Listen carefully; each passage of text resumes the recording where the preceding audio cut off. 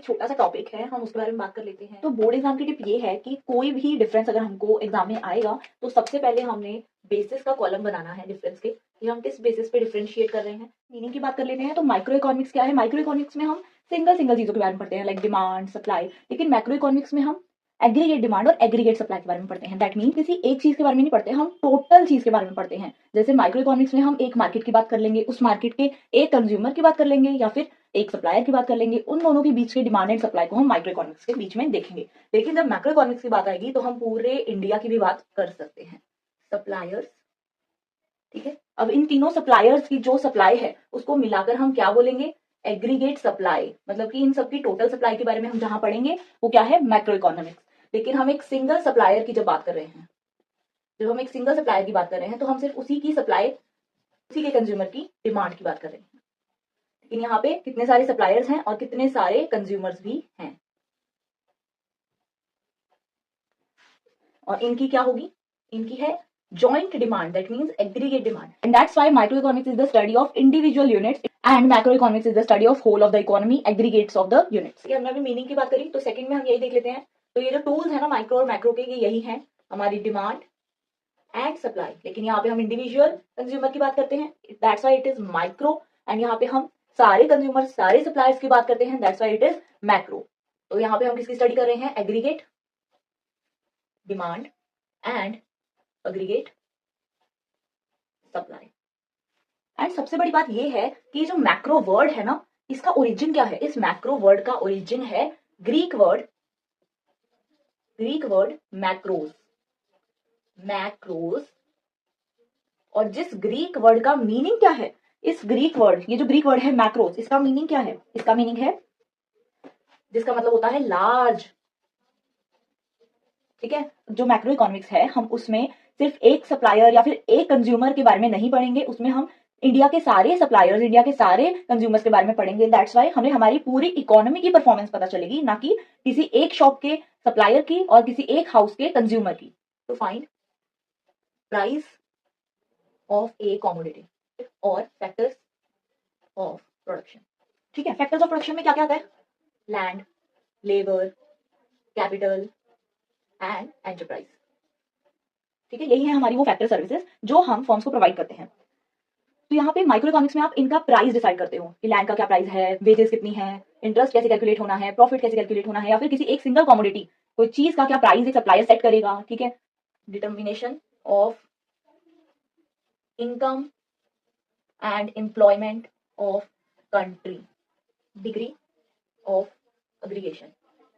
तो देखो यहाँ पे कितना ज्यादा हम चीजों को सम अप कर रहे हैं, एग्रीगेट कर रहे हैं, मतलब कि इकट्ठा कर रहे हैं, इकट्ठा करके स्टडी कर रहे हैं। बट माइक्रो इकोनॉमिक्स में हमने अभी देखा कि हम ज्यादातर इंडिविजुअल यूनिट्स की बात करते हैं, तो यहाँ पे डिग्री ऑफ एग्रीगेशन कम होगी या ज्यादा होगी, ऑब्वियसली कम होगी, ठीक है। यहाँ पे क्या है, लोअर है। एंड इसका जो एग्जाम्पल है यहाँ पे, एग्जाम्पल इज कि हम मार्केट डिमांड निकालते हैं, जो हम क्लास 11th में बेसिकली माइक्रो इकोनॉमिक्स पढ़ते हैं, तो उसमें ही है ये कंसेप्ट मार्केट डिमांड का। कि मार्केट डिमांड में हम क्या करते हैं, डिमांड 1, डिमांड 2, डिमांड 3, ठीक है, इन सब का एग्रीगेट निकालते हैं, डिमांड 1, 2, 3, इन सब का जो भी एग्रीगेट होता है, ठीक है, उसको हम क्या कहते हैं, मार्केट की डिमांड। अब एक कंट्री में there are so many markets, ठीक है, तो हम सिर्फ अभी भी हम सिर्फ सिंगल इंडिविजुअल मार्केट की स्टडी कर रहे हैं, चाहे हम उस मार्केट में अलग अलग डिमांड देख रहे हैं, अलग अलग सप्लाई देख रहे हैं, लेकिन इकोनॉमी लेवल पे ये अभी भी एक इंडिविजुअल यूनिट ही है, इसीलिए यहाँ पे degree of aggregation is lower. But in macroeconomics में ऐसा नहीं है। मैक्रो इकोनॉमिक्स तो है ही study of aggregates of economy, macro को हम क्या कहते हैं, स्टडी ऑफ एग्रीगेट्स। तो यहाँ पे डिग्री ऑफ एग्रीगेशन क्या होगी, हायर होगी। तो हम क्या निकालते हैं यहाँ पे, aggregate demand and aggregate supply, सारी इकोनॉमी के इंडिविजुअल्स की डिमांड एंड इकोनॉमी के सप्लायर्स की सप्लाई। हम इसमें क्या अज्यूम करेंगे, ऑब्वियसली जब हमको एक माइक्रो लेवल की स्टडी करनी है तो जो फैक्टर्स मैक्रो इकोनॉमिक्स के हैं हम उनको कंसीडर नहीं कर सकते, वरना जो हमारी स्टडी कंसिस्टेंटली नहीं हो पाएगी। दैट्स व्हाई यहाँ पे हम क्या अज्यूम करेंगे, यहाँ पे बेसिक असम्पशन हमारी ये होगी that all macroeconomy factors, macro factors are constant. प्रदेश की इनकम, नेशनल इनकम, देन जो हमारी कंट्री की सेविंग्स हो रही है, जो हमारी कंट्री में कंजम्पशन हो रही है, ये सब कुछ हम क्या रख रहे हैं, कांस्टेंट। इसका ऑपोजिट मैक्रो में होगा, क्योंकि मैक्रो में हमको बड़े लेवल की स्टडी करनी है, तो हम इतने छोटे छोटे कंसेप्ट्स को बीच में नहीं ला सकते। दैट्स व्हाई मैक्रो इकोनॉमिक्स में क्या चीज है, मैक्रो इकोनॉमिक्स में all micro variables, all micro factors are constant. की प्राइसेस हो गए, ठीक है, इंडिविजुअल के डिसीजंस हो गए, डिसीजंस। अब हम देख लेते हैं कि इनके क्या क्या अदर नेम्स हैं। माइक्रो इकोनॉमिक्स में हमने अभी पढ़ा कि बेसिकली इसमें हम क्या करते हैं, प्राइस डिटरमाइन करते हैं कमोडिटीज का या फिर फैक्टर्स ऑफ प्रोडक्शन का, तो इसका अदर नेम है प्राइस थ्योरी।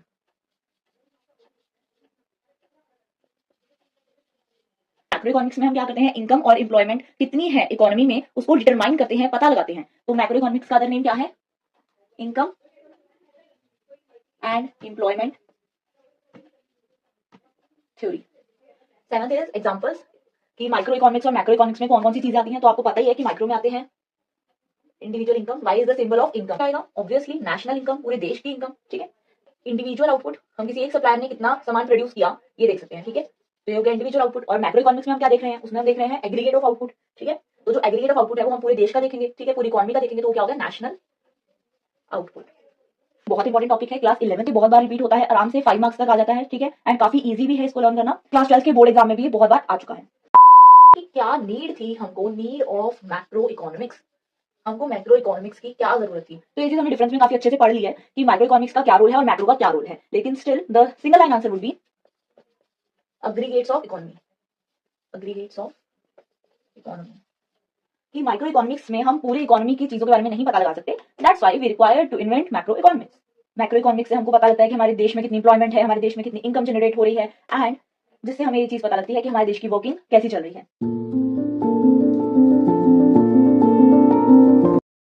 तो अब हम बात कर लेते हैं circular flow of income, Y is the symbol of income. तो सपोज कि पर्सन के पास 1000 रुपीज है, ठीक है। अब उन 1000 रुपीज से वो पर्सन कुछ भी कर सकता है, अपनी फेवरेट कोई डिश खा सकता है, ठीक है, या फिर कोई ड्रेस परचेज कर सकता है, या फिर मूवी देख सकता है, ठीक है, या फिर किसी को कुछ गिफ्ट कर सकता है, ठीक है, या फिर अपने दोस्तों को पार्टी दे सकता है, ठीक है, कोई भी चीज कर सकता है। लेकिन इन 1000 रुपीज को यूज करने के अनलिमिटेड ऑल्टरनेटिव्स उसके पास हैं। ये क्या है, अनलिमिटेड ऑल्टरनेटिव्स टू यूज रुपी 1000। लेकिन अपने पैसे को वो यूज कैसे करेगा, अपने पैसे को वो यूज करेगा अपनी प्रायोरिटी वाइज, कि अगर उसको कोई आने वाले इवेंट के लिए कोई ड्रेस परचेज करनी है तो सबसे पहले वो वही करेगा, ठीक है।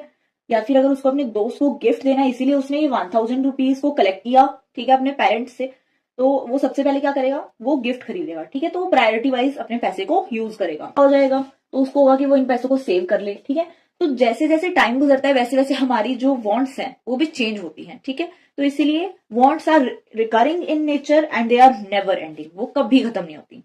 ह्यूमंस की इन्हीं वांट्स की वजह से जो प्रोडक्शन प्रोसेस है वो क्या हो चुका है, कॉन्टिन्यूअस हो चुका है, क्योंकि एक के बाद एक हमारी जो वांट है उसको पूरा करने के लिए हम अलग अलग एफर्ट्स डाल रहे हैं। इसी वजह से जो प्रोडक्शन प्रोसेस है वो कंटिन्यूअस हो गया है, और इसी के ऊपर बेस्ड है ये concept circular flow of income, ठीक है। ये क्या है, हाउस होल्ड सेक्टर, और ये है फॉर्म्स, ठीक है। ये क्या है, ये हम 2 सेक्टर मॉडल पढ़ रहे हैं, हमारे सिलेबस में सिर्फ 2 सेक्टर मॉडल ही है सर्कुलर फ्लो ऑफ इनकम का। हाउस होल्ड सेक्टर में कौन आते हैं, कंज्यूमर्स, सप्लायर्स, या फिर प्रोड्यूसर्स भी आप कह सकते हो, जो गुड्स एंड सर्विसेज को प्रोड्यूस करते हैं। अब देखो, फर्म्स को गुड्स एंड सर्विसेज बनाने के लिए कुछ बेसिक चीजें चाहिए हैं। वो बेसिक चीजें क्या हैं, land, labour, capital and entrepreneurship. ये जो बेसिक चीजें हैं ये कौन प्रोवाइड कर रहा है, कंज्यूमर्स ही प्रोवाइड करते हैं।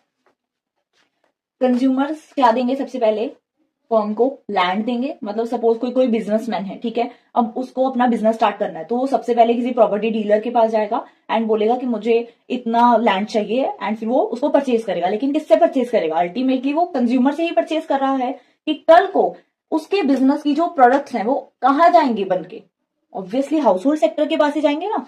तो house hold sector provides them land, labour. अब जब उसको लेबर चाहिए वहां पे काम करने के लिए, तो किसके पास जाएगा, हाउस होल्ड सेक्टर के पास। हाउस होल्ड सेक्टर के ही लोग उनके वहां पे जाके काम करेंगे, लेबर, ठीक है। अब जब उसको लोन चाहिए तब वो लोन लेगा, किसके पास जाएगा, हाउस होल्ड सेक्टर। तो ये क्या थी हमारी सेक्टर सर्विसेज, ठीक है। इसके बदले फर्म्स हमें क्या दे रही है, इसके बदले हमें मिलेगी फैक्टर पेमेंट्स, ठीक है। उस फैक्टर पेमेंट में क्या क्या आएगा, अगर वो हाउस होल्ड से लैंड ले रहे हैं तो लैंड के बदले वो क्या देंगे, रेंट देंगे। अगर वो हमसे लेबर ले रहे हैं तो लेबर के बदले वो हमें क्या देंगे, वेजेस देंगे। अगर वो हमसे कैपिटल ले रहे हैं, पैसा ले रहे हैं, तो उस पैसे पे हम उनसे वापस क्या लेंगे, इंटरेस्ट लेंगे, इंटरेस्ट और अगर वो हमसे एंटरप्राइज ले रहे हैं, मतलब कि एंटरप्रेन्योरशिप सर्विसेज ले रहे हैं, हम उनके वहां पे ऐसी सर्विसेज प्रोवाइड कर रहे हैं जिसकी वजह से वो जो फर्म है वो काम कर रही है, तो उसके बदले हम क्या लेंगे, हम अपनी एंटरप्रेन्योरशिप सर्विसेज के लिए हम क्या लेंगे उनसे, हम उनसे लेंगे प्रॉफिट ऑफ द फर्म। ठीक है, तो ये थी factor services, land, labour, capital and enterprise, और ये है factor payments, rent, wages, interest and profit.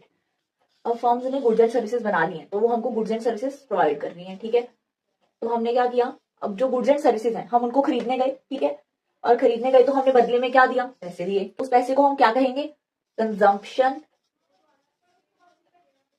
Expenditure. ठीक है, अब हम उन्हीं की बनाई हुई गुड्स एंड सर्विसेज को यूज करने के लिए कंजम्पशन एक्सपेंडिचर कर रहे हैं, खर्चा कर रहे हैं। तो ये क्या था, this is the circular flow of income, cycle और generation of income in production process. ठीक है, मतलब कि जब हाउस होल्ड सेक्टर ने फर्म्स को फैक्टर सर्विसेज प्रोवाइड करी ताकि फर्म्स गुड्स एंड सर्विसेज को प्रोड्यूस कर पाए। ठीक है, this is the generation of income. तो ये कौन सा फेज है, there are 3 phases in circular flow of income.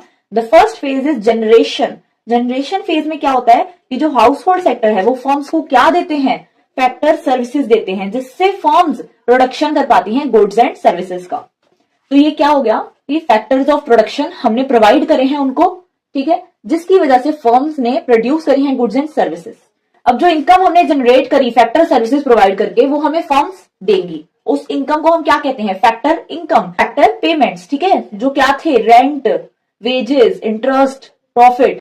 तो जब हम फैक्टर सर्विसेज फर्म्स को प्रोवाइड कर रहे हैं, वो क्या है, जनरेशन फेज, क्योंकि इन फैक्टर सर्विसेज से अब फर्म्स क्या जनरेट करेंगी, गुड्स एंड सर्विसेज जनरेट करेंगी। After that second phase is distribution phase, जिसमें जो फर्म्स हैं वो हाउस होल्ड सेक्टर को क्या प्रोवाइड करती है, फैक्टर पेमेंट, फैक्टर इनकम, मतलब कि हाउस होल्ड सेक्टर को वो पैसे देती हैं। उस पैसे को हम क्या कहते हैं, डिस्ट्रीब्यूशन फेज। तो ये जो जनरेशन ऑफ इनकम है, हमने जो जनरेशन ऑफ इनकम करा उसका डिस्ट्रीब्यूशन किया हमने अमंग फैक्टर्स ऑफ प्रोडक्शन। और जो third and last phase of circular flow of income है वो है डिस्पोजिशन फेज। जो इनकम हाउस होल्ड ने जनरेट करी थी इनको फैक्टर सर्विसेज प्रोवाइड करके, अब इन्हीं फर्म्स की गुड्स एंड सर्विसेज, जो फर्म्स ने गुड्स एंड सर्विसेज बनाई है, उसी के ऊपर हम वो वाले पैसे लगा देंगे बाय कंजम्पशन एक्सपेंडिचर। इसको हम क्या कहते हैं, डिस्पोजिशन फेज। तो एक बार फिर से हम सारी डेफिनेशन पढ़ लेते हैं। Cycle of generation of income, the generation phase, ठीक है, in production process, its distribution among the factors of production, the distribution phase, और जो third है, its circulation from households to firms in the form of consumption expenditure. This is the disposition phase on purchase of goods and services produced by them. ठीक है, तो इसकी Hindi definition अगर मैं बोलूं तो यही होगी कि प्रोडक्शन प्रोसेस से पैसा जनरेट करने के लिए हम फैक्टर सर्विसेज, कुछ ऐसी सर्विसेज या फिर सुविधाएं प्रोवाइड करते हैं, देते हैं किसको, फर्म्स को, जिससे फर्म्स हमको बदले में पैसा देती हैं। उस पैसे को हम क्या कहते हैं, उस पैसे को हम कहते हैं फैक्टर इनकम या फिर फैक्टर पेमेंट। उसके बाद उसी पैसे को हम लगाते हैं फर्म्स के बनाए हुए गुड्स एंड सर्विसेज पे।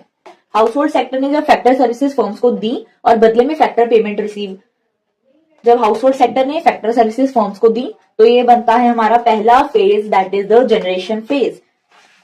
ठीक है, आफ्टर दैट जब फर्म ने फैक्टर सर्विसेज के बदले फैक्टर पेमेंट दी हाउस होल्ड को, ये बनता है second phase, distribution phase. Then third is जब फर्म्स ने गुड्स एंड सर्विसेज हमें दी और हमने उन गुड्स एंड सर्विसेज को खरीदने के लिए पैसे दिए फर्म्स को, ये है डिस्पोजिशन फेज।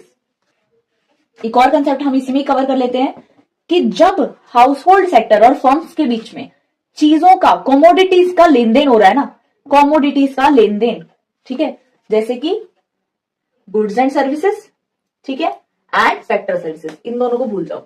ठीक है, जब सिर्फ ये लेन देन हो रहा है ना इन दोनों चीजों का, कि हम उनको कुछ सर्विस दे रहे हैं, बदले में भी कुछ सर्विस ही ले रहे हैं, पैसों का कोई रोल ही नहीं है जब, तो उसको हम क्या कहेंगे, ये है हमारा रियल फ्लो। ठीक है, ये लिख लो यहाँ पे 1, ये लिख लो यहाँ पे 2, 1 एंड 2, ये क्या है, रियल फ्लो। लेकिन जब फर्म्स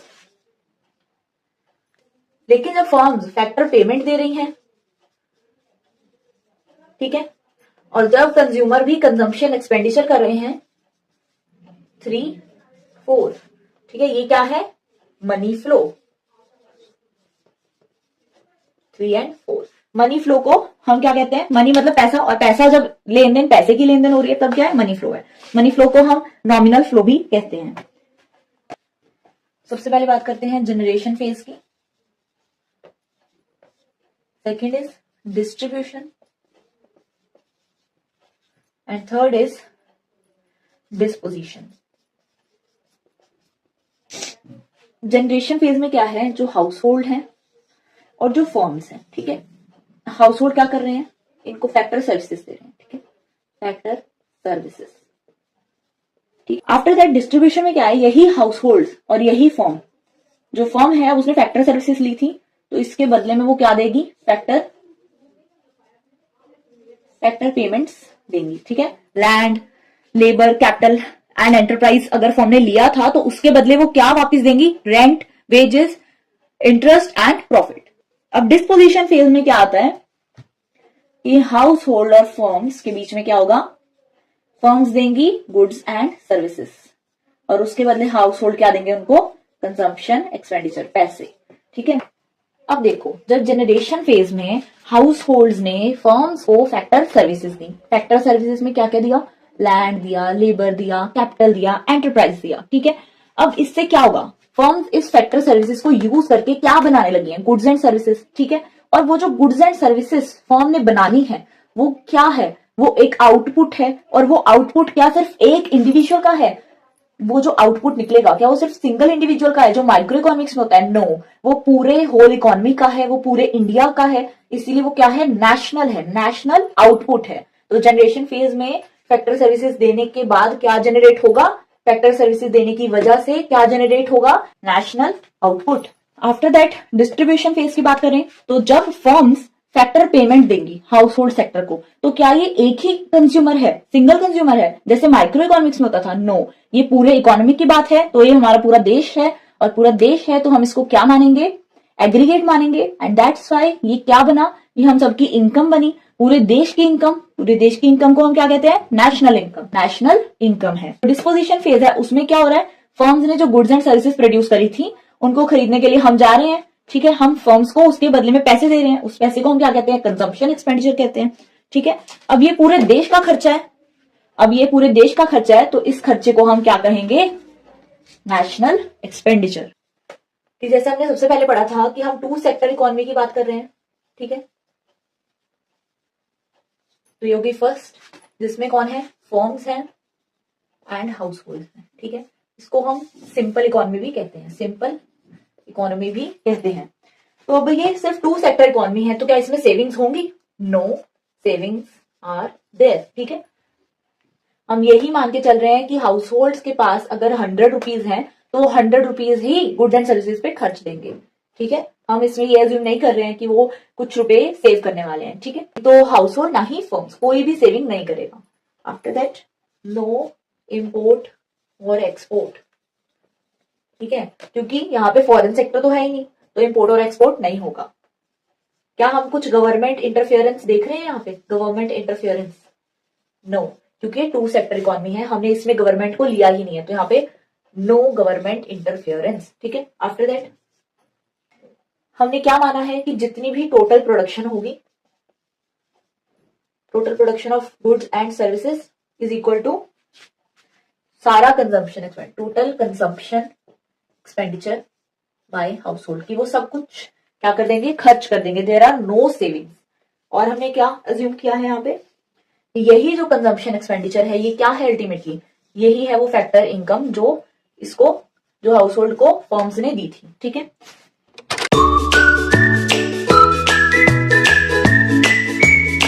तो हम बात कर लेते हैं एक बहुत ही इंपॉर्टेंट कंसेप्ट की जो हर बार एग्जाम में आता है इकोनॉमिक्स के, ठीक है। आपके जो स्कूल टेस्ट होंगे, स्कूल में मंथली टेस्ट होंगे, पीरियोडिक टेस्ट होंगे, सब में ये आएगा, ठीक है। एंड बोर्ड एग्जाम में भी डेफिनेटली आएगा, चाहे सिर्फ इसका एक एमसीक्यू ना हो। सपोज हमारे पास एक टैप है, उसमें से पानी जा रहा है, ठीक है, और वो जाके एक बोल में इकट्ठा हो रहा है, ठीक है। ये क्या है, this is the flow of water, ठीक है, जो वाटर नीचे जा रहा है, जो चल रहा है, ठीक है।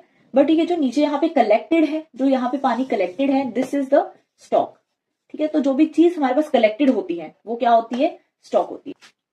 तो सबसे पहले हम इनका मीनिंग देख लेते हैं क्या है। स्टॉक में, stock variable refers to that variable which is measured at a particular point of time, measured at a particular point of time.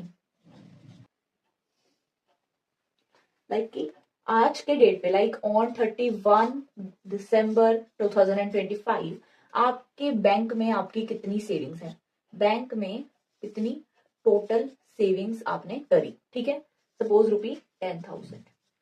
तो ये स्टॉक है जो आप सिर्फ आज की डेट पे देख रहे हो, जो आप एक पर्टिकुलर पॉइंट ऑफ टाइम पे देख रहे हो, दैट इज द स्टॉक।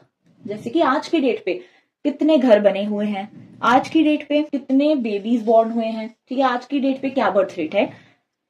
और फ्लो में क्या होता है, तो यहाँ पे कि 1 दिसंबर से लेके 31 दिसंबर तक कितने पैसे आपने जमा करवाए हैं बैंक में, ठीक है ना, हाउ मच मनी ट्रांसफर्ड